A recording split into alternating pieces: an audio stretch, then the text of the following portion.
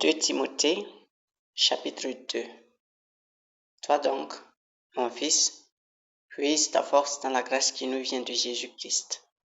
Ce que tu m'as entendu annoncer en présence de nombreux témoins, confie-le à des hommes de confiance, qui seront eux-mêmes capables de l'enseigner encore à d'autres. Prends ta part de souffrance, comme un fidèle soldat de Jésus-Christ. Un soldat en service actif ne s'embarrasse pas des affaires de la vie civile s'il veut satisfaire son commandant. Un athlète qui participe à une compétition ne peut gagner le prix que s'il lutte selon les règles. Le cultivateur qui s'est chargé du travail pénible doit être le premier à recevoir sa part de la récolte. Réfléchis bien à ce que je dis. D'ailleurs, le Seigneur te rendra capable de tout comprendre. Souviens-toi de Jésus-Christ, descendant de David et ramené d'entre les morts comme l'enseigne la bonne nouvelle que j'annonce. C'est pour cette bonne nouvelle que je souffre et que je suis même enchaîné comme un malfaiteur. Mais la parole de Dieu n'est pas enchaînée. C'est pourquoi je supporte tout pour le bien de ceux que Dieu a choisis, afin qu'eux aussi obtiennent le salut qui vient de Jésus-Christ, ainsi que la gloire éternelle. Les paroles que voici sont certaines.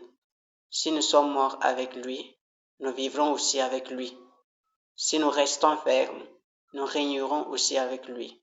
Si nous le rejetons, lui aussi nous rejettera. Si nous sommes infidèles, il demeure fidèle, car il ne peut pas se mettre en contradiction avec lui-même.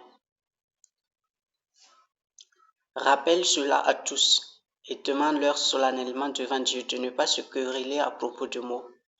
Ces querelles ne servent à rien, sinon à causer la ruine de ceux qui écoutent.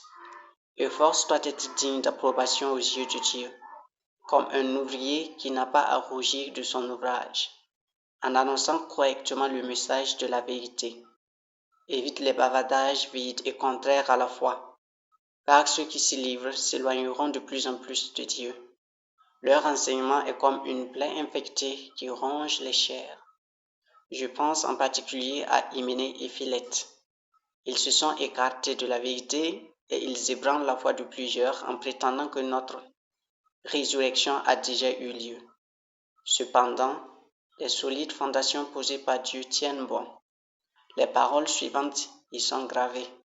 Le Seigneur connaît les siens, et quiconque déclare appartenir au Seigneur doit se détourner du mal. Dans une grande maison, il n'y a pas seulement de la vaisselle en or et en argent. Il y en a aussi en bois et en argile. La première est réservée à des occasions spéciales, l'autre est destinée à l'usage courant. Si quelqu'un se purifie de tout le mal que j'ai mentionné, il sera apte à remplir des tâches spéciales. Il est entièrement à la disposition de son maître, il lui est utile, il est prêt à faire toute action bonne.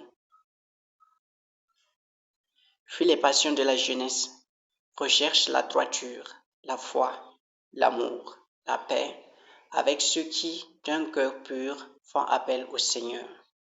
Mais rejette les discussions folles et stupides. Tu sais qu'elles suscitent des querelles.